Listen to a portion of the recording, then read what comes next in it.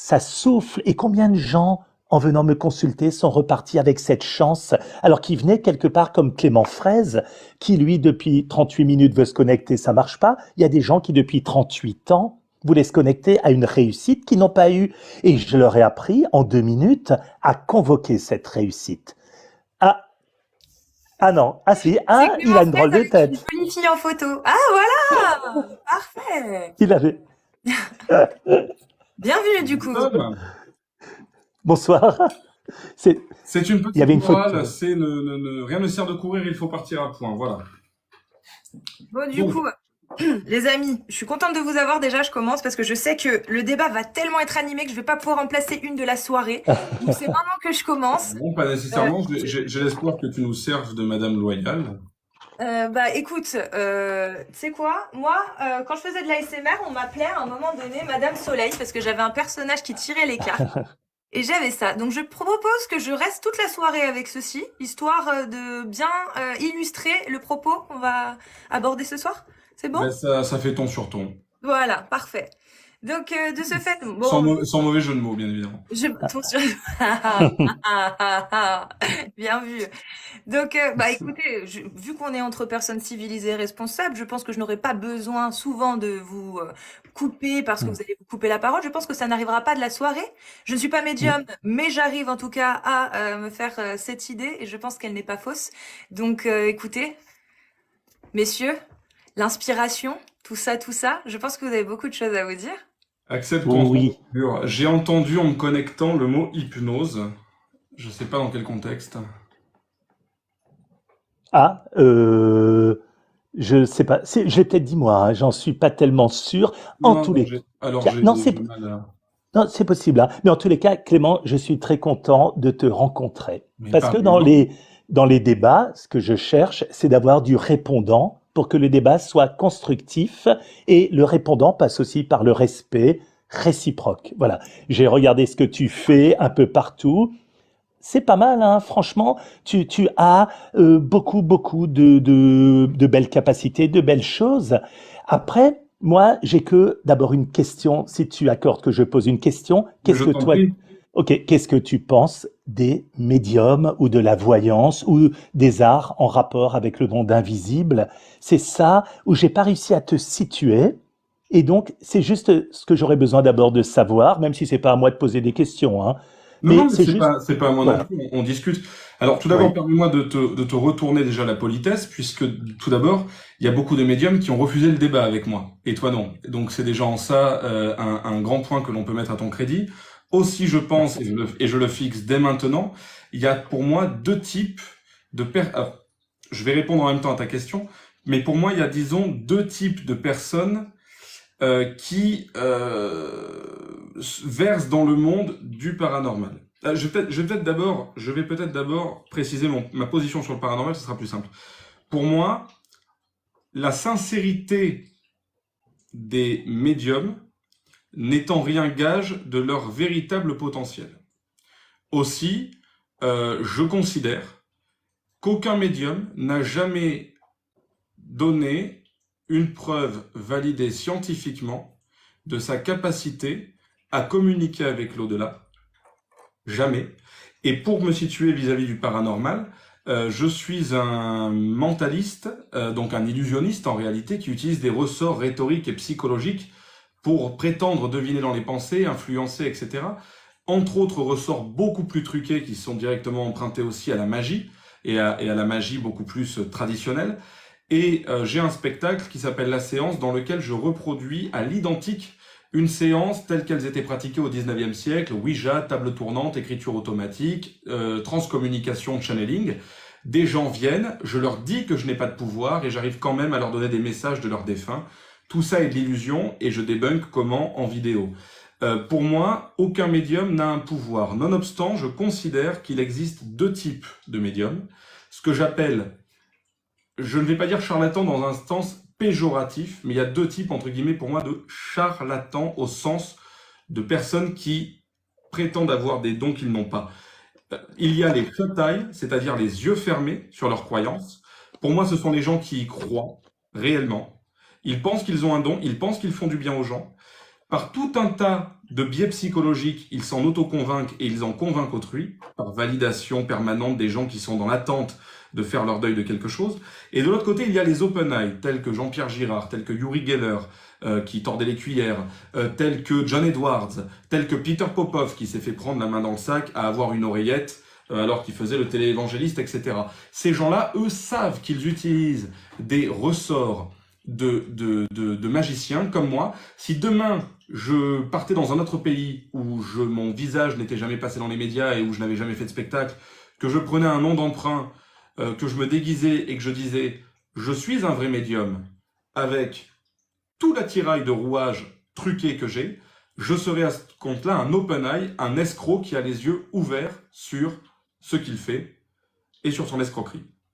Donc pour répondre entre guillemets à ta question, je considère jusqu'à preuve du contraire, et ça c'est la proposition subordonnée relative la plus importante en science et en pensée critique, je considère jusqu'à preuve du contraire que la médiumnité est un leurre, nécessaire pour certaines personnes à un deuil, qu'elle peut faire beaucoup de mal et que les médiums n'ont pas nécessairement les compétences en psychothérapie et en psychiatrie pour voir le mal qu'ils peuvent faire, et j'ai des tas d'exemples autour de moi, et depuis que je fais ces vidéos, si on doit faire l'appel à la popularité, j'ai des tas de messages de remerciements de gens qui sont sortis des croyances qui leur permettaient pas de faire le deuil, parce que le deuil est un processus d'éloignement, les souvenirs restent, les bons souvenirs restent, mais le corps, lui, et la personne s'en va. Et il faut ne plus la voir, il faut en faire le deuil.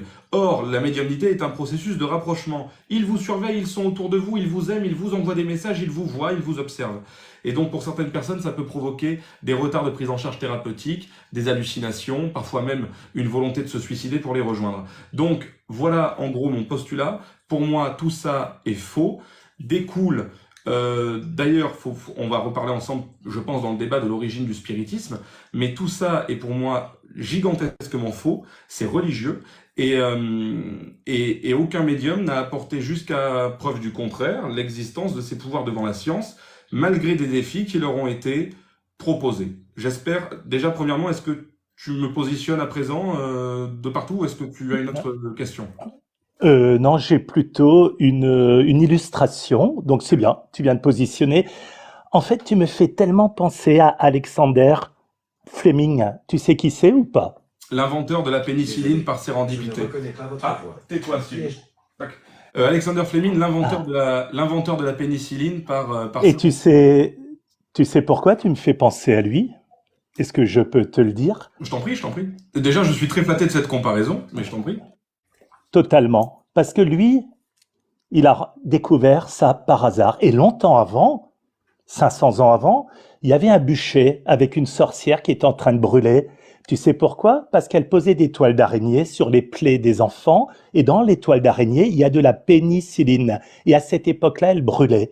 Et ce que tu es en train de faire là, c'est de brûler les voyants, les voyantes, alors que dans 500 ans, on dira que c'était juste. Donc tu me fais tellement penser à Fleming d'une manière extraordinaire, à Tesla aussi. À Tesla. Par contre, tu me fais surtout penser à Einstein, la relativité du temps. Hier, aujourd'hui, demain, tu l'ignores. Tu l'ignores. Ça veut dire que ça existe en même temps.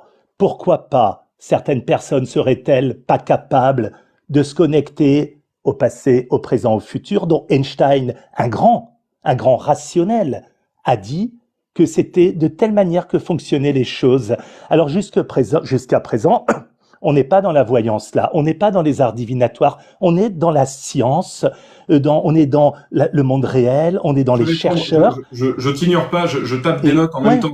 C'est pas un manque de respect. Non. Que tu penses pas que je surfe sur le web à côté, je prends des notes simplement. Ne t'inquiète pas. Alors en fait, tu me fais penser à la pénicilline, à Fleming, tu me fais penser à Einstein, qui étaient des gens qui finalement ont prouvé que la voyance était juste, mais ils l'ont prouvé d'une manière scientifique. Alors aujourd'hui, nous sommes dans cette nouvelle ère, où dans 500 ans, on pourra expliquer la voyance dont Einstein a parlé, dont la pénicilline est un exemple évident par Alexander, et il y a 500 ans, nous aurions été sur un bûcher, nous autres médiums, et aujourd'hui on dit c'est pas mal. Et Là, j'illustre encore par deux choses.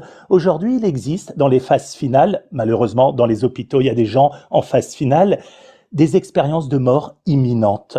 Et quand ils reviennent, les médecins disent « on a vu des phénomènes bizarres ». Ah, là, on sort de ta logique de construction.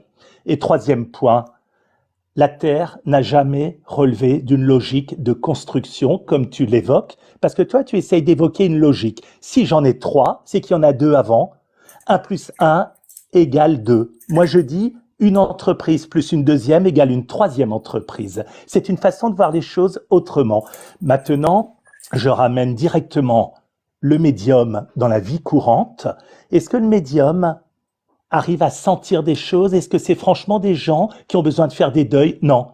J'ai les plus grands chefs d'entreprise, j'ai un consul, j'ai une vingtaine de députés, j'ai des gens qui n'ont pas de soucis de finance. J'ai un monsieur là que j'ai eu en consulte il y a 2 jours, il a une très belle femme, il voyage dans le monde entier, il a des enfants très beaux qui ont fait des études, mais il vient me voir pour son business. Et lui, il n'a pas besoin de faire de deuil. Donc aujourd'hui, un client sur 2 a 0 problème. On réduit toujours à celui-ci qui a des soucis. Mais sachez que c'est faux. Dans les gens qui sont là de ma communauté, il y en a plein qui se sentent bien. Par contre, ils savent qu'on peut se servir de la voyance, du médium pour avancer. Après, et je te laisse parler, hein, excuse-moi vraiment. Je prends des notes sur tout ça pour ne rien oublier, mais je t'écoute. Non, il n'y a pas de souci. Je pense sincèrement que être médium existe effectivement depuis la nuit des temps. Les sciences plus logiques existeront toujours comme être médium. C'est pas deux choses qui s'affrontent. C'est des explications progressives par rapport à un puzzle qu'on met en place. Voilà. Je t'écoute. Si tu as aussi des questions, puisque tu as répondu à la mienne avant, ce qui m'a fait plaisir. Alors, j'ai noté 5 points. Le premier point, je pense que c'est un sophisme, si tu me le permets, d'argument d'ignorance. C'est-à-dire que puisqu'aujourd'hui, on ne sait pas comment marche la médiumnité, on le saura un jour. C'est une bonne manière de dire, du coup, elle existe. Et si tu sais pas l'expliquer, on le saura un jour.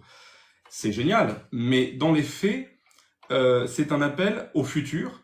C'est quelque chose dont on ne peut pas... C'est un petit peu... J'avais entendu récemment un mec de l'INRES que tu dois connaître.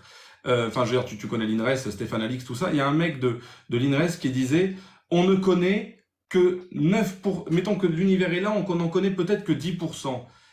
Si on ne connaît pas le reste, comment déduire qu'on en connaît 10%? Entièrement d'accord. Ah, là-dessus, je te rejoins. Entièrement d'accord. Du coup, le principe, est-ce que tu connais, je pense que oui, l'histoire de la dent d'or de Fontenelle? Une rumeur se répand dans le village, un garçon est né récemment et il a une dent en or, naturellement. Un médecin arrive dire « Mais non, c'est un canular, on lui a peint la dent en or, enfin. » L'autre a dit « Non, non, je pense pas. En fait, quelqu'un a mangé peut-être des minéraux qui ont donné une dent en or. Est-ce que le père était orpailleur? Et puis ceci, et puis cela. » Au final, il s'avère que le gosse n'a jamais eu de dent en or. Et en fait, la science, avant de tisser une hypothèse sur comment fonctionne la médiumnité, elle doit prouver par une expérience scientifique la véracité du phénomène. Parce qu'on peut expliquer de 1001 façons comment je peux voler.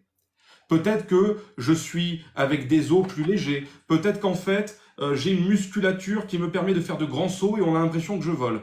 Peut-être qu'en fait, j'ai des ailes qui se rabattent sous la peau et qui ne sortent que quand je suis seul. Dans les faits, j'ai jamais prouvé que j'étais capable de voler. Mais je peux tisser 2000 expériences, je peux tisser 2000 hypothèses scientifiques en disant les scientifiques n'ont pas la réponse à comment je suis capable de voler, mais ils l'auront un jour. J'ai jamais prouvé que j'étais capable de voler. Est-ce que si tu me permets, je pense que tu fais partie de l'école de Saint Thomas, c'est-à-dire je ne crois que ce que je vois, et c'est ce que tu viens de nous faire, c'est ce que tu viens de nous faire comme illustration. Ça me fait tellement penser à Saint Thomas, que j'ai adoré, hein, paix soit-il là où il est, mais tu me fais penser tellement aussi à mon téléphone portable, je ne vois pas les ondes, Philippe. Donc moi, Clément, je dis que ça n'existe pas, ça fait 2 cas. Et le troisième, comme je ne sais pas si un jour je vais mourir, finalement, peut-être que je vais pas mourir dans 10 ans, dans 1 an, et donc Saint Thomas, qui était le fondateur pas du téléphone, parce que le téléphone, on voit pas. Dans notre monde, il y a 4 millions... Saint Thomas a créé Apple. Renseigne-toi. Non, je déconne. Il y a dans notre monde 4 252 025 choses qu'on ne peut pas expliquer, mais qui existent. Et c'est le grand paradoxe de l'univers. Et le pire, vous savez ce que c'est? On n'est pas tous égaux dans la vie. Il y a des gens qui ont de la chance, d'autres pas. Et ça, scientifiquement, si je dis à un médecin scientifique qui explique la vie, explique-moi pourquoi. Et là, il est obligé d'aller dans un domaine plus métaphysique qui transcende les pures pensées, uniquement ce qu'on peut déduire. Donc moi, j'ai l'habitude de pas déduire les choses, mais de les vivre. Je te laisse parler, hein, juste 2 secondes. Et les J'en avais abordé qu'un point, mais je t'écoute religieusement. Ah, c'est bien dit là, c'est bien, là, bravo. Vivre les choses, c'est constater que le téléphone fonctionne même si je ne vois pas les ondes, que la voyance fonctionne même si beaucoup ne l'expliquent pas. Mais si je vois pas les ondes, est-ce qu'à contrario, j'ai le droit de dire que ça ne fonctionne pas? Si je ne vois pas cette voyance d'où elle vient, est-ce que j'ai le droit de dire qu'elle ne fonctionne pas? Après, on peut l'expliquer. J'ai pas dit qu'on ne l'expliquait pas. J'ai dit qu'un jour, les scientifiques accepteront de l'expliquer. Et le plus grand de nos représentants reste Alexander Fleming, parce qu'avec son histoire de pénicilline, il a été le successeur d'une grande sorcière du XIIIe siècle qui a été brûlée et qui avait découvert la pénicilline. Voilà. Après, je vais pas être brûlé, hein, parce qu'on n'est plus dans ces époques. Et donc, je pense que tout est contestable. J'ai aucune envie de brûler personne, moi. Il n'y a pas de problème. Tout est contestable dans la vie. Par contre, tu n'as aucun bon sens. Tu utilises ce qu'on appelle le bon droit, c'est-à-dire tu cherches des déductions techniques, mais tu n'as aucun bon sens qui s'appelle la réalité de la vie. Alors que tu es intelligent, tu es quelqu'un de très intelligent, je précise. Hein. C'est très gentil. C'est vrai, Voilà. c'est vrai. C'est très gentil. Non, à ta santé. En ce qui concerne les ondes, et ça va se rejoindre, je me réclame absolument pas de saint Thomas parce que je ne crois que ce que je vois, c'est ne pas prendre en compte les nombreux biais cognitifs inhérents à tout un cerveau de tout un chacun de ce que je vois. Si je sors dans la rue et que je regarde le ciel, le soleil se lève à l'est, il se couche à l'ouest. Donc si je ne crois que ce que je vois, le soleil tourne autour de la Terre. Et c'est là où la science dit « attention » à ne croire que ce que vous voyez. Parce que, en réalité, nous avons des lunettes astronomiques, on envoie des satellites, et vu le mouvement des planètes, il est peut-être plus logique de penser qu'elles tournent toutes autour du Soleil. Et du coup, ça donne l'héliocentrisme, et là on sort du dogme, et on est dans l'hypothèse scientifique, qui est jusqu'à présent la plus vérifiable, jusqu'à preuve du contraire. Et si quelqu'un prouve qu'en fait on gravite tous autour de Jupiter un jour, on aura fait avancer la recherche. Ça, c'est la différence entre la science et le dogme. Et pour donc revenir sur cette histoire d'araignée et d'Alexander Fleming, la science n'était pas du côté de ceux qui ont brûlé la sorcière, et le pouvoir, le don, les médiums n'étaient pas du côté de la sorcière. Le dogme, c'est de faire brûler des sorcières qui découvrent des choses. Le postulat de cette sorcière, c'est la méthodologie scientifique. Un jour, effectivement, par sérendipité, elle prend une toile d'araignée, elle la met sur une plaie. D'ailleurs, aujourd'hui, parce que je ne connaissais pas cette histoire, je viens, pendant que tu parlais, de rechercher. Et aujourd'hui, je vois qu'il y a des chercheurs, c'est un article de 2017, qui créent de la soie d'araignée antibiotique qui peut soigner certaines blessures qu'ils ont du mal à soigner avec des molécules synthétisées plus coûteuses. C'est fantastique. Comme le faisait la sorcière à l'époque. Et bien, cette sorcière... Elle a été brûlée, par contre. Elle a été brûlée par l'Église. Pourquoi? Parce qu'il y avait des gens comme toi qui avaient formé l'Inquisition en disant on n'explique pas, donc on brûle. Et à l'époque, excuse-moi Clément, je précise à tout le monde que j'apprécie beaucoup Clément, hein, sinon je serais pas là. Hein. Non, à l'époque, il y avait des gens comme Clément qui étaient les inquisiteurs sur un tribunal de l'Inquisition et ils brûlaient sur les mêmes propos que Clément. Clément, celui-là même, ci-dessus, admirable, qui vient de nous lire un article sur la pénicilline de Fleming, et celle-ci même, dont à l'époque il y avait effectivement de la pénicilline, et encore aujourd'hui on en crée. Et donc ce qu'on ne sait pas, par définition, l'être humain le rejette. Après Clément, tu viens d'utiliser beaucoup de beaux mots. Je t'apprécie beaucoup. Cependant, est-ce que tu sais ce que c'est quand tu as une consultation de médium et qu'une dame vient avec 2 enfants, elle a rien, elle a perdu son appartement. Si tu me permets, on a évoqué, je te laisse parler de tes consultations juste avant, on a évoqué tellement de trucs, j'aimerais bien répondre un petit peu et après je serais ravi d'entendre tes témoignages. Mais avec plaisir. En ce qui concerne l'araignée, donc, encore une fois, repositionnons les choses, tu me parlais d'inquisition et tu me parlais justement de la chose. L'inquisition, elle est basée sur quoi? Elle est basée sur le dogme. Elle est basée sur un livre qui s'appelle, mettons, la Bible avec les sorcières. Et on sait que c'est des sorcières parce que ceci, parce que cela, parce que elles font de la sorcellerie. Enfin, je t'avoue que j'ai des amis qui sont très calés en Wicca, en sorcellerie et en histoire de la sorcellerie. J'ai un peu abordé, mais je suis loin d'être un spécialiste du tout, donc je ne vais pas dire de bêtises et je ne vais pas parler au-delà de ce que je connais. Mais ce qui est certain, c'est que pour une raison ou pour une autre, à une époque qui était déjà très misogyne, ces femmes qui soignaient faisaient peur à l'Église. Donc par dogme, on les a effectivement brûlées, on a fait l'Inquisition. L'Inquisition, c'est, elle fait ça, il faut la brûler. On ne réfléchit pas, on ne tisse pas d'hypothèse, on n'observe pas une expérience, on ne déduit pas des résultats. Qu'est-ce qu'a fait cette sorcière? Elle a pris une toile d'araignée, elle a mis sur une blessure, elle a regardé, elle a constaté que ça guérissait, elle en a déduit que peut-être l'action de mettre une toile d'araignée sur la blessure guérit, elle recommence avec une autre blessure, ça refonctionne, elle recommence avec une autre blessure, ça refonctionne. Ça s'appelle quoi ça, sinon la méthode scientifique? L'Inquisition, elle n'est pas du côté de la méthode scientifique que je représente. L'Inquisition, elle est du côté du dogme qui dit « cette femme doit brûler ». Mais pour quelle raison? Comme ça. Moi, je ne critique pas les médiums comme ça. Et justement, et je renvoie du coup sur ce truc-là, parce que du coup, là, voilà, c'est la différence avec saint Thomas. Tu parlais justement, donc après, tu as dit que effectivement les médiums, il en existait depuis la nuit des temps, absolument, parce que nous sommes tous des êtres humains, et que nous avons les mêmes biais cognitifs depuis la nuit des temps, et scoop, dans 500 ans, on aura les mêmes. Dans 500 ans, si jamais j'ai oublié ma bague porte-bonheur à la maison et qu'il m'arrive un accident de voiture, ce sera parce que j'aurai oublié ma bague porte-bonheur. La concomitance causale et la superstition, ça existait il y a 500 ans, ça existera dans 500 ans, parce qu'on a un cerveau comme ça. Pour moi, l'un des premiers voyants, ou l'une des premières voyantes, c'était la Pythie de Delphes. Hein. Dans la mythologie grecque, c'était les oracles, c'était les Pythies. Enfin, tu as dit, et là j'ai pas trop compris, la Terre n'a jamais révélé un principe de construction. Je t'avoue que je n'ai pas compris cette phrase et je te demande de me la réexpliquer. Après, tu as aussi parlé des EMI, et on pourra développer sur les EMI après si tu veux. Donc la Terre n'a jamais révélé un principe de construction, ça j'ai pas compris, je t'avoue. Ben, c'est très simple. C'est très très simple. On n'a aucune idée de comment s'est formé tout ce qui est autour de nous. Personne ne connaît le début du début et l'éternelle question, que ce soit en religion ou scientifique, qu'est-ce qu'il y avait au début? J'allais dire l'œuf ou la poule. Deuxièmement, la simplicité de la réalité du médium et de la voyance n'a rien à voir avec toutes les explications que tu donnes, parce que tu cherches à donner un aspect plus scientifique. Tu cherches vraiment, tu me rappelles mon premier prof de maths, mais il te ressemblait pas, hein, il était pas très sympa. Et en fait, lui, il voulait absolument que 1 plus 1 fasse 2. Et déjà à l'époque, je lui expliquais, moi, du haut de mes 10 ans, que 1 plus 1, ça fait 3. Une entreprise plus une entreprise égale une troisième entreprise. Un papa plus une maman égale un enfant. Et lui, il me disait non, 1 plus 1 égale 2. Et je disais non, voire même 1 plus 1 égale 1, le couple.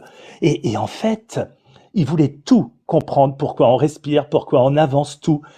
La réalité, elle est totalement différente. Nous sommes dans un monde à 2 niveaux. D'une part, il y a l'aspect scientifique où on cherche, où on explique plus ou moins, et cet aspect scientifique évolue chaque heure. La médecine évolue chaque heure, et on laisse aujourd'hui rentrer des coupeurs de feu dans les hôpitaux, on accepte des morts imminentes. Les scientifiques disent « Ah, il y a quand même quelque chose », surtout quand ça leur arrive à eux-mêmes d'ailleurs. On accepte de plus en plus, mais ce qui fait peur, c'est qu'on l'explique pas. Et ce qui fait super peur, c'est qu'aujourd'hui, n'importe qui peut devenir un praticien des sciences occultes, de la voyance ou ce qu'on veut, sur une simple déclaration URSAF, d'accord? Et n'importe qui peut faire des dégâts monumentaux. Voilà. Et aujourd'hui, on est quelques-uns, peut-être au-dessus, qui cherchons à expliquer scientifiquement le don de changer une vie. Et je dis toujours, ça fonctionne. Alors, quand je te parlais de la réalité du terrain, c'était juste pour dire, prenons des stats.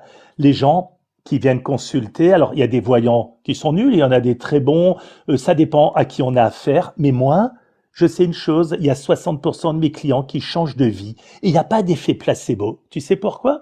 Parce que cette maman qui était venue me voir et son fils était à l'hôpital dans le coma, ok, devant elle, j'ai prié, 2 minutes après, il s'est réveillé et les médecins lui ont dit, et j'ai le témoignage, c'était impossible. Je parle pas de ce papa qui n'avait plus de boulot. J'ai dit demain matin, 9 h, vous passez dans telle rue. Il l'a fait. Il voit une annonce. Ok, alors que je connaissais pas l'endroit. Il était à 500 bornes. il a eu ce boulot, il est là sur le live, hein. Je viens de le voir, il m'a dit coucou Philippe. Donc en fait, il faut pas chercher à expliquer ce qui permet de réussir. Naturellement, tous les gagnants du loto ont joué. Ne cherchons pas ce qui permet de réussir, non. Parce qu'en fait, il faut réussir, il faut avoir une vie avec du bonheur. Mais est-ce qu'on a besoin d'expliquer chaque chose, la voyance, pourquoi le téléphone fonctionne, etc. C'est là où je dis toujours aux gens, ne rentrez pas là-dedans. Quand vous consultez un voyant, ne cherchez pas à savoir. Consultez et voyez ce que ça donne. Tout simplement. Après, on me demande souvent de rationaliser. Alors moi, j'ai un discours qui des fois déplaît, que l'on dit plus maçonnique, de l'école ésotérique des francs-maçons, ou qu'on dit plus angélique. On donne vraiment on me donne comme quoi j'ai des explications qui sont différentes par rapport aux autres. Parce que je donne ce que moi je vis. Ça veut dire, je vis quelque chose, je vois des anges qui me communiquent des choses. Si tu me demandes, explique comment c'est la même chose. Je vois des gens, j'entends des anges et ils me disent des choses. Tout simplement. Est-ce que je dois forcément expliquer qui sont les anges? Sinon, je les rejette. Est-ce que je dois expliquer pourquoi je sens l'avenir?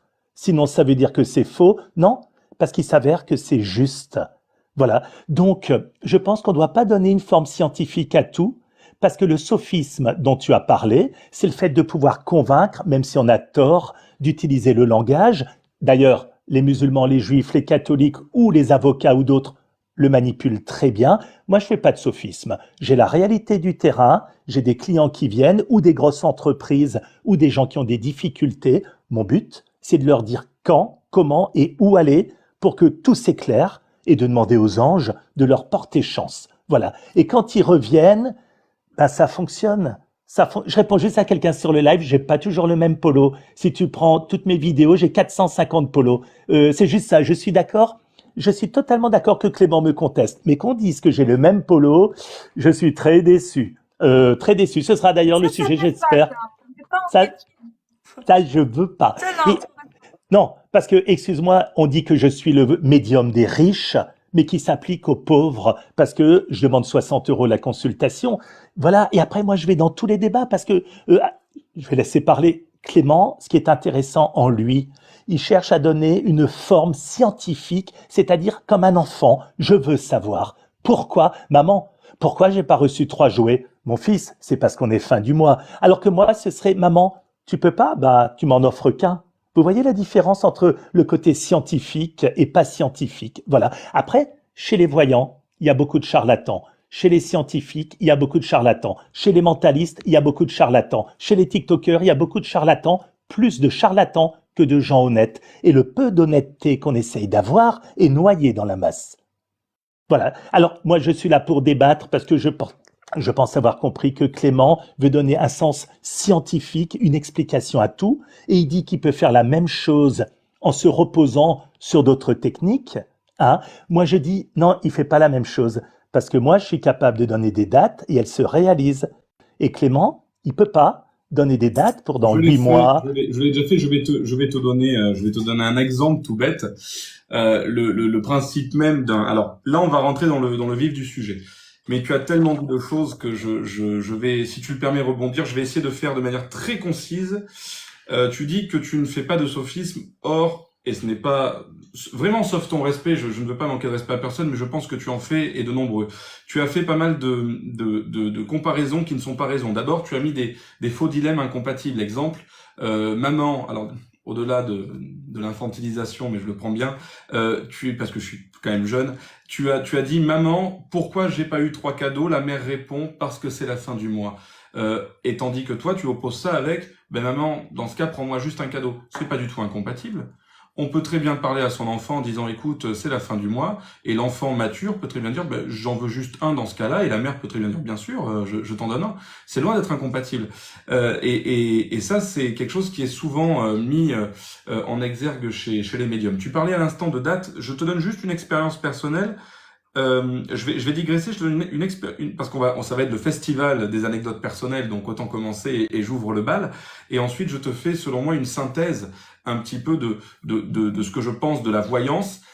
je suis plus La voyance, la problématique, c'est que le postulat de la voyance, il est dans le futur, donc il y a un côté évanescent. Le médium se base sur des choses, entre guillemets, entend les anges, etc., mais les faits qu'il donne sont vérifiables parce qu'ils viennent du passé et des personnes défuntes. Je préfère qu'on reste sur la médiumnité que ce soit sur la voyance, même si les deux sont fascinants. Tu as parlé aussi des barreurs de feu et des EMI.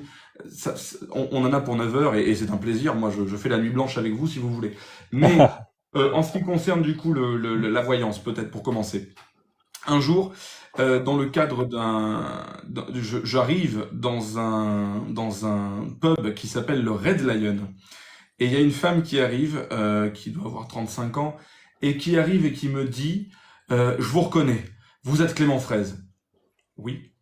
Vous m'avez fait une séance de voyance, il y a de ça, c'était avant le Covid, vous vous rappelez pas et tout. Je vous cache pas que déjà, faudrait que j'arrête de boire, et ensuite, non, je me souviens pas de tout. Et elle me dit, non, mais en fait, vous m'avez prédit que j'allais tomber enceinte de jumeaux.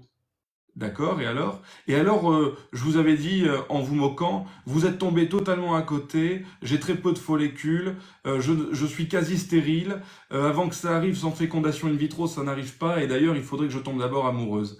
Et j'ai dit alors, ben, j'ai trouvé l'amour 5-6 mois plus tard, et je suis aujourd'hui maman de 2 jumeaux. Si on ne m'en avait jamais parlé de ce truc-là, donc évidemment, elle se barre, et évidemment, mon pote me dit... Je dis, oui, ça m'est déjà arrivé de tirer des trucs comme ça au hasard. Et si elle ne m'avait jamais recroisé, j'en aurais jamais entendu parler de cette affaire. Et si elle ne s'était pas souvenue de la prédiction, elle n'aurait pas fait le lien.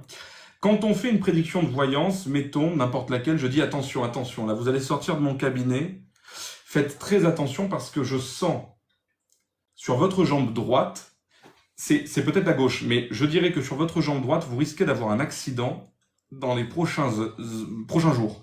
Faites attention, faites très attention. Déjà, en fait, j'ai couvert les 2 jambes. Parce que j'ai vraiment parlé de la droite, mais si le mec tombe à la jambe gauche, il va pas dire « Ah ben non, c'est pas un bon voyant, c'est la jambe gauche ». Non, il va englober. Donc en fait, déjà, il y a une espèce, chez la personne qui veut croire, de petit arrangement avec la réalité. Ensuite, c'est comme en maths, c'est un tableau à double entrée.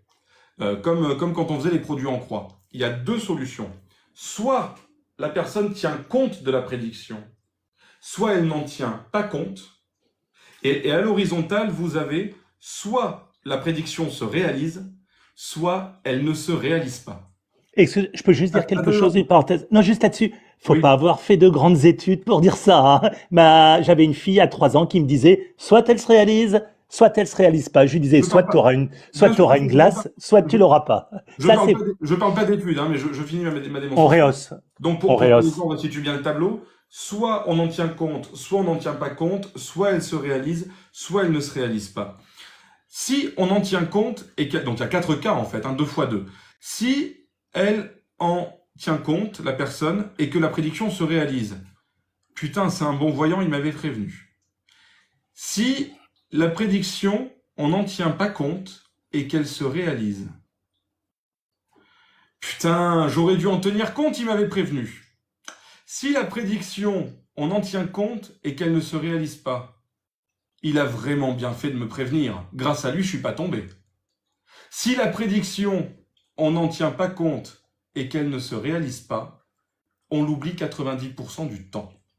Et quand on fait une séance de médiumnité qui dure 2h30, eh bien, vous êtes sûr, et je le vis moi-même, puisque j'ai reproduit des séances de médium. Et j'ai vu des gens, un truc tout con, mais pour m'entraîner, j'ai des petits copains qui, on va dire, sont un peu parfois coureurs et changent souvent de petites amies. À chaque fois qu'ils ont une nouvelle petite amie qui me présente, ils me disent, tu le connais pas lui? Non mais c'est un médium de fou. Il m'a dit des trucs de fou. Et moi j'y vais de tout mon mentalisme et je fais le médium. Bon, évidemment je tombe juste, des fois elles se mettent à pleurer. Et là où c'est dingue, c'est que lorsque elle resitue le truc, même un quart d'heure plus tard, une amie à elle les rejoint, s'assoit à notre table au pub. Tu sais pas ce qu'il vient de me dire? Il vient de me dire ça, ça, ça et ça, et il a même deviné ça. Il y a 3 trucs sur 4 que j'avais pas deviné. J'avais fait 5 erreurs durant la consultation, elle les avait oubliées. Parce que les biamnésiques, et a fortiori quand on est voyant, nous invitent à nous concentrer sur ce qui a marché. Philippe, je sais que tu as très envie de réagir, mais je vais continuer juste sur un truc. Ensuite, ça c'est par rapport au truc. Je vais répondre très vite sur tous les petits arguments que tu as avancés. Tu as dit, consulter fait de l'expérience. Je l'ai fait. Je vais pas dire que j'ai rencontré, ce serait faux et ce serait s'arranger avec la vérité, mais j'ai vu travailler pas loin de 200 médiums. Parfois, dans des salons de l'ésotérisme, ça va très vite, hein, ils sont généralement une quinzaine. Si tu fais une vingtaine de salons partout en France, tu les vois tous. Donc, j'ai vu quasiment 200 médiums travailler, parfois par des live TikTok, parfois, et j'ai étudié leur mécanique, de Chantal Lafont, paix à son âme, qui nous a quittés il y a 4 jours, à Reynald Roussel, en passant par Bruno Charvet évidemment, en passant par Patricia Daré, par Anne Tufigo, par Déborah Benisti. Je les ai tous observés et j'en déduis en permanence les mêmes rouages rhétoriques, cognitifs et psychologiques que j'utilise sur scène. Et quand j'arrive à les catégoriser et à les reproduire, il s'obtient le même résultat et les personnes arrivent à pleurer. J'en déduis donc que j'ai pas besoin des anges pour y arriver. Et que donc, si ces personnes-là disent entendre des anges, je pense qu'elles y croient. C'est ça le pire. Je dis pas qu'elles mentent. Elles ne mentent pas. Mais la raison qui se pose, elle est plus à mon avis psychiatrique ou psychothérapeutique, mais la réalité derrière qui se place, c'est que si moi j'ai pas besoin des anges pour y arriver, et qu'avec les mêmes méthodes, eux ils y arrivent, les anges, c'est tellement une hypothèse extraordinaire pour la science et pour le savoir, qu'il faut une preuve beaucoup plus grande que le prénom de ton grand-père commence par un R ou le prénom de ta grand-mère termine par ette, comme Jeannette, Paulette, Marinette, Claudette, Georgette, Bernadette, etc. Et donc du coup, quand tu dis consulter, faites de l'expérience, c'est exactement ce que te dirait un scientologue ou quelqu'un d'une secte. Mais attendez, vous pouvez pas dire que c'est une secte, il faut faire l'expérience. Tenez, donnez-moi 900 € et je vais vous prouver que c'est pas une secte. Donc consulter pour faire l'expérience sur quelque chose qui est basé sur les biais cognitifs, pour moi, c'est même pas un mauvais conseil, c'est que c'est pas comme ça que ça se vérifie. Ensuite, tu dis, a-t-on besoin d'expliquer? Je suis désolé, je vais faire tous les trucs et je te laisserai parler 10 minutes après, mais a-t-on besoin d'expliquer? A-t-on besoin de tout expliquer? Moi, je n'ai pas besoin d'expliquer pourquoi je suis amoureux de la femme que j'aime. J'ai pas besoin d'études scientifiques pour savoir si je préfère voir Tom Cruise au cinéma ou Morgan Freeman. J'ai pas besoin d'études scientifiques pour savoir quoi choisir sur Netflix le soir. Même si on regarde un peu tous les commentaires, les critiques, les notes des spectateurs, ce qui est déjà une petite manière de se renseigner sur des expériences comparatives. Mais en réalité, on n'est pas sur des questions de santé. La médiumnité, on touche au bien-être. Et comme tu l'as très justement dit, il suffit d'une déclaration URSSAF pour se prétendre thérapeute bien-être. Ce qui est très dangereux. Je te rejoins là-dessus. Et donc du coup, on touche à des questions de bien-être, de santé, de deuil, de psychothérapie, de psychiatrie, de psychologie clinicienne. Et je pense que quelqu'un qui n'est pas formé à ces choses-là et qui, a fortiori, du coup, par réciprocité, n'a pas le bagage nécessaire, scientifique, suffisant pour savoir s'il fait du mal à la personne en face, parce que oui, mais moi, mes clients, je leur fais du bien. Tu n'en sais rien. Pardon, quand je dis tu, ce n'est pas toi. Hein, je m'adresse à un médium rhétorique qui me parlerait et qui me dirait « Oui, mais Clément, moi, je le fais avec le cœur. » C'est pas ce que je te dis. « Oui, mais Clément, moi, je ne me fais pas payer. » C'est pas ce que je te dis. Ça prouve juste que tu es honnête. Je te parle de pouvoir. « Oui, mais moi, de toute façon, mes clients, je leur fais du bien. » Ils viennent te voir tous les 15 jours pour parler à leur père. Oui. Est-ce que tu es sûr que tu leur fais du bien au niveau du deuil? Est-ce que tu es compétent? Est-ce que tu as un doctorat de psychiatrie pour savoir que tu fais du bien à tes clients sur leur gestion du deuil? Je ne suis pas sûr. Ensuite, tu parlais, donc ça, voilà, la réalité du terrain, je l'ai un peu abordé avec mon expérience sur la femme enceinte. Tu parlais de la simplicité des médiums, ça je t'ai déjà répondu, c'est par rapport justement aux jouets et aux enfants. L'ignorance sur les origines de notre univers, je suis d'accord, mais c'est justement la différence, encore une fois, entre le dogme, et on parlait des religions hier, et ça le rejoint, c'est que justement les scientifiques disent on ne sait pas. L'instant zéro, même si ça fait un peu années 50, l'instant zéro ou l'instant 10 puissance je sais pas quoi du Big Bang, ce qu'il y a avant on ne sait pas. Les religieux ils savent, mais basé sur quoi? Sur des livres qui n'ont pas bougé depuis 2000 ans. Mais nous on sait, nous on le sait. Oui, mais les scientifiques disent non. Dire je ne sais pas, j'en sais rien, peut-être on ne sait pas, c'est une prudence d'humilité épistémique. Et effectivement, l'ignorance des origines de notre univers, il n'y a aucun problème. Par contre, dès lors que quelqu'un va arriver en me disant pardon, mais en fait, le Big Bang, c'est un mec qui a éternué. Mais tu peux pas prouver que c'est faux. On ne sait pas les origines de notre univers, mais moi je dis que c'est ça. Ben non, il faut prouver. Tu as le droit de dire je ne sais pas, mais tu n'as pas le droit de dire puisqu'on ignore, je peux tout dire. Et c'est là où des cosmogonies, des religieux se font. Ensuite, tu parlais attends, et je suis désolé, mais il me reste 2-3 petits points. 2 en réalité. Tu parlais de 1 plus 1 égale 2, tu prenais l'exemple du bébé. 1 plus 1 égale 2, oui, mais 1 plus 1 égale 3, et tu prenais l'exemple du bébé. 1 plus 1 égale 3, le mécanisme biologie prend la part sur les mathématiques, mais 1 plus 1 égale le troisième. C'est-à-dire que 1 plus 1 égale 2. Le spermatozoïde et l'ovule, ça fait 2. C'est parce qu'elles fusionnent qu'elles ne font plus qu'un, qui est le troisième. Tu oublies l'étape de la démonstration, et c'est justement ce qu'on demande en science, c'est que la démonstration est plus importante que le résultat. On ne demande pas de prouver que le médium est capable de dire « oui, votre père s'appelait Bernard », on le demande de le faire dans des conditions protocolaires rigoureuses pour ensuite étudier le phénomène. Quand on dit, souvent j'entends ça des médiums, oui mais les scientifiques étudient très sérieusement la glande pinéale en faisant des IRM au médium, c'est faux. Les scientifiques n'étudient pas un phénomène qui n'a pas été prouvé. On ne peut pas, moi je ne peux, sinon les scientifiques étudieraient le fait que je sache voler. Les scientifiques ne savent pas expliquer comment je peux décoller à 1 km de haut, hein. Ben oui, mais je leur ai jamais montré que je sais faire ça. Et je sais pas le faire. Donc, en réalité, ça, c'est pour la démonstration. Et vraiment, et j'en aurais... je te demande pardon parce que je suis un peu long, mais on a abordé tellement de sujets en très peu de temps. Et j'en aurais fini avec ça. Vis-à-vis du phénomène, grande prétention, grande preuve. C'est-à-dire que si je te dis... Ah, j'ai oublié ce que je voulais dire, c'est pas grave. Si je te dis j'ai eu mon bac, tu as toi-même vanté mon intelligence et mon vocable ce soir et je t'en remercie. J'ai pas besoin de te montrer mon bac là, tu vas te dire oui, il n'a pas de raison de me mentir. Si je te dis que j'ai 9 doctorats en biologie moléculaire, tu vas dire mais j'ai jamais entendu parler de toi de ma vie. Si je te dis je suis prix Nobel, je t'ai jamais vu, qui tu es mec, est-ce que tu peux me prouver ton prix Nobel? C'est normal. Un bac, j'ai pas besoin de te le prouver. Un prix Nobel, j'ai besoin de te le prouver. Donc si tu veux, le fait que le Doliprane ça soigne, il faut une preuve scientifique, mais ça va. Le fait qu'on entende des anges qui nous permettent de communiquer avec l'au-delà, alors que ça fait 200 ans que ces croyances existent et qu'elles n'ont jamais été prouvées par le moindre test scientifique, c'est une prétention extraordinaire tellement importante qu'il nous faut, en science, des preuves plus grandes que votre père s'appelait Bernard et votre mère est morte d'un cancer du poumon à l'hôpital, ce que disent les médiums en consultation. Et pour finir, tu parlais des coupeurs de feu dans les hôpitaux. Ce n'est pas parce que les coupeurs de feu sont dans les hôpitaux que ça prouve l'existence des coupeurs de feu, ça prouve juste qu'ils sont dans les hôpitaux. Généralement, ils sont dans les soins palliatifs, il n'y a plus rien à perdre, si la personne elle y croit et que l'imposition des mains peut soulager. On a des études très précises qui montrent que l'effet placebo fonctionne le plus sur les douleurs physiques, beaucoup plus que sur les douleurs organiques. Donc du coup, écoute, je suis désolé de le dire avec des termes aussi provocants et triviaux, mais elle va crever dans 15 jours, elle est religieuse, elle y croit, fait venir son coupeur de feu, mets-lui les mains dessus, on s'en fout. Voilà, ça coûte pas plus cher. Et ça, c'est les phénomènes bizarres de la science, et les phénomènes bizarres, tu parlais des EMI, et j'en aurais fini, c'est justement ça. Je pense, j'ai pas d'études qui le prouvent, je parle d'instinct, je pense que là où il y a le plus de croyances en des paradigmes pseudo-scientifiques, ce sont justement les professions scientifiques du soin, la médecine et les vétérinaires, la communication animale, l'homéopathie, on en donne aux animaux, on en donne aux humains. Je connais pas de biologiste homéopathe, je connais pas de botaniste homéopathe, je connais pas de mec qui tente de sauver des arbres, des champignons en leur pulvérisant une solution à 15 CH, tu vois. Parce que ces mecs-là, dans la mesure où les arbres n'ont pas de système nerveux central, l'effet placebo n'existe pas et donc on voit très vite que ça marche pas. Or, tout ce qui a un système nerveux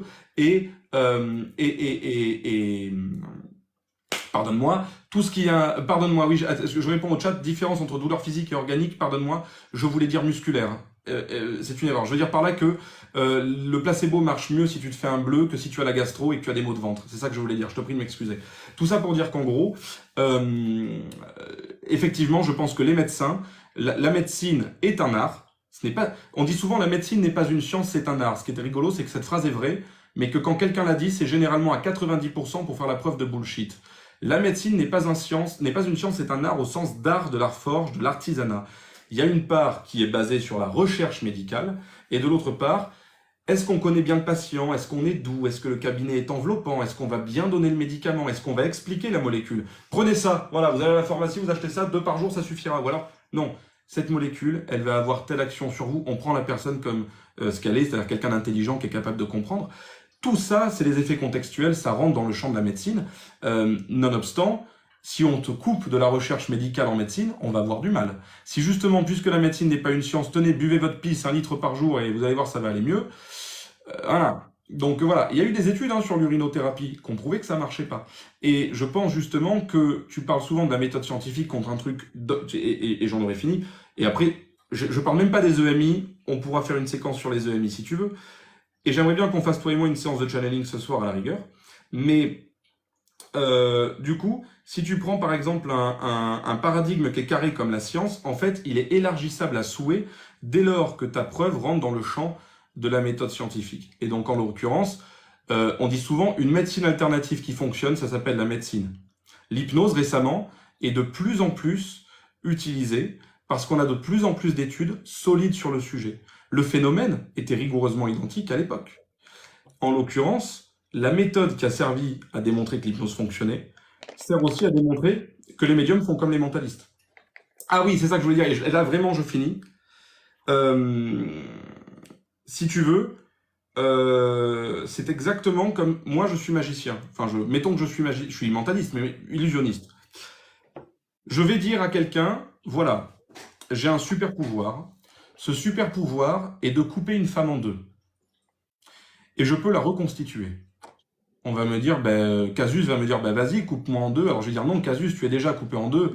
Donc c'est un peu foutu. Mais non, mais je vais dire, voilà, une femme coupée en deux, qui peut après la recoller. On va me dire, tiens, écoute, regarde, prends la serveuse, coupe-la sur la table du bar. Ah non, non.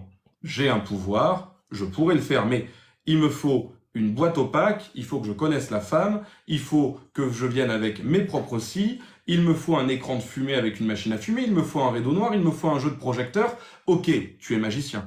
Ben non, j'ai un super pouvoir. Oui, mais si un magicien arrive à couper une femme en deux en utilisant une boîte truquée dans les mêmes conditions que toi, comment tu peux le prouver? Et si la boîte était transparente, ah, ça marcherait pas. Et si je te donne une fille que tu connais pas, ah, ça marcherait pas. Et si je te donne ma propre scie, c'est dangereux.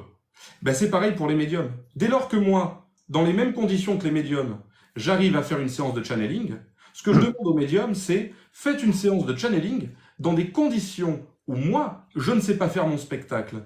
Dès que l'on met ces conditions, les médiums échouent. C'est quand même étonnant s'ils entendent les anges. Je terminerai là-dessus.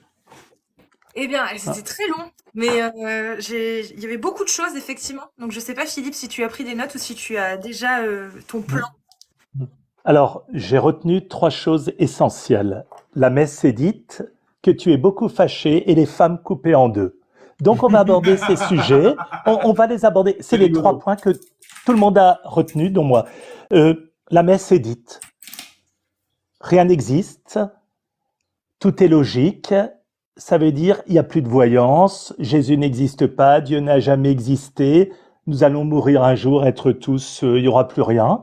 Tout s'arrête, puisqu'on ne peut rien prouver, rien n'existe. C'est ce que j'ai retenu dans ton développement. Deuxièmement, tu es très fâché. C'est ton histoire peut-être personnelle. Moi, mes consultations ne durent pas 2 heures, elles durent 20 minutes et je ne donne pas plus que 5 éléments. Et le troisième, les femmes coupées en deux. En fait, on parle de voyance et tu m'amènes aux femmes coupées en deux. Je me permets juste, je rebondis en une phrase, c'est une allégorie, j'aurais pu te parler d'un tour de cartes. J'ai pris la femme coupée en deux parce que c'est comme le lapin dans le chapeau. Je te le fais avec le lapin dans le chapeau. Je te dis, j'ai le super pouvoir de faire apparaître un lapin dans le chapeau. Tu peux le faire avec mon chapeau? Ben non, il faut que ce soit mon chapeau. Ah merde. Ah, dans ce cas, il a peut-être mis un double fond. C'est la même allégorie. La femme coupée en deux, c'est le tour le plus culte de l'histoire de la magie. Je ne suis pas fâché contre les femmes, je t'assure, mon Philippe. Il n'y a pas de problème. Et juste, je te demanderai de ne pas déplacer le champ du débat vers une psychanalyse personnelle sur le fait que je serai beaucoup fâché, parce que je ne déplace pas le champ du débat en disant peut-être que si tu es médium, c'est parce que dans ton enfance... Non, je ne suis pas du tout là-dessus. Je parle de factuel. C'est juste la femme coupée en deux sur laquelle j'aimerais bien qu'on revienne ensemble. Parce que mon exemple peut marcher avec un tour de carte ou un lapin dans le chapeau. Non, c'est vraiment. Laisse-le enchaîner sur. Je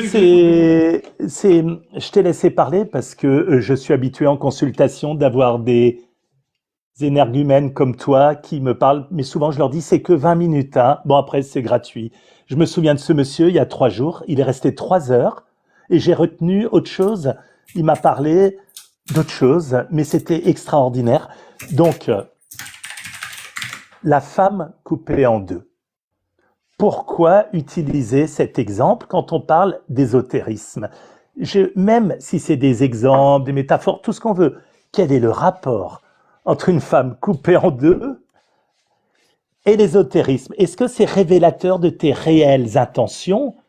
Je t'ai laissé parler, donc tu n'as pas le droit de m'interrompre. Je t'écoute. J'ai envie de Cher répondre, Clément, mais je garde ma hein? réponse pour tout à Non, l'heure. non, non, non. Non, non, moi Je j'ai t'écoute. passé 10 minutes, je t'ai écouté, et en fait, dans tout ça, tu as donné 212 exemples, et en fait, il n'y en a aucun qui est valable. Et tu sais pourquoi? Parce que quand on en a un seul de valable, c'est déjà monumental. Moi, je n'ai pas besoin de crier, de m'exciter, d'oublier mes mots et de donner 220 exemples. J'ai juste besoin de dire 80 000 clients en 30 ans, c'est tout. Maintenant, la femme coupée en deux. Alors, excuse-moi, cher Casus, c'est quelque chose qui m'interpelle, mais au plus haut niveau. Au plus haut niveau. Quel est le rapport entre Clément, la voyance, sa façon de dire qu'il n'est pas d'accord, c'est louable, et la femme coupée en deux? J'organise franchement un sondage et j'aimerais bien connaître, alors excuse-moi Clément, mais j'ai le droit parce que c'est ma partie où j'ai le droit de m'exprimer, la femme coupée en deux quand j'ai mes clients qui viennent, ou les dames, ou à distance, je peux pas leur dire, je vais vous donner l'exemple de la femme coupée en deux.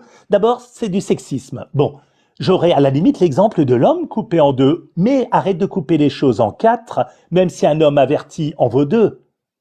Une femme avertie en vaut peut-être beaucoup plus, mais pourquoi la femme coupée en deux? Excuse-moi, j'en peux. La femme coupée en deux. J'ai compris. Excuse-moi, je comprends, il faut que je m'absente de... Oh non! Ah mais j'en Non, parce que moi profite. j'avais une explication rationnelle à lui donner. Parce que tu as pris quand même l'exemple par rapport à moi à un moment donné. Non mais en une seule phrase, pour cette femme coupée en deux, l'idée Ouais, est simple. Il entend pas, laisse-le. Non, mais je réexplique pour le chat au cas où, ça peut marcher avec un tour de carte. C'est un exemple. Non, Philippe, si tu peux me permettre, avant, vite fait, si je peux me permettre.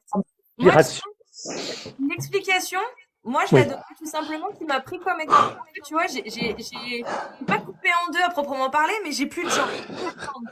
Et quand il a pris cet exemple, peut-être qu'il a fait un parallèle avec moi inconsciemment. C'était pour la blague. En fait, non, j'ai pris cet exemple parce que c'est le tour de magie le plus culte et évident. Mais je te le fais tout simplement, La avec femme coupée en deux. Philippe. Excuse-moi, je peux plus. Excusez-moi, vous savez quoi, je vais m'absenter du live quelques minutes, mais vous savez quoi, la femme coupée en deux, tu m'opposes pour dire que selon toi, la voyance n'est pas juste à la femme coupée en deux. Philippe, est-ce que je peux, avant que tu t'absentes du live, essayer de te donner un autre exemple que la femme coupée en deux qui peut-être te fera moins rire? Surtout pas, je m'absente, j'en peux plus. Excuse-moi, vraiment, vous m'excusez. Mais je t'en prie. Non, excusez, j'en peux plus, mais j'arrive même pas à déconnecter. D'accord. Je sais pas ce qui s'est passé. Oh, je sais pas ce qui s'est passé. Nous vivons un moment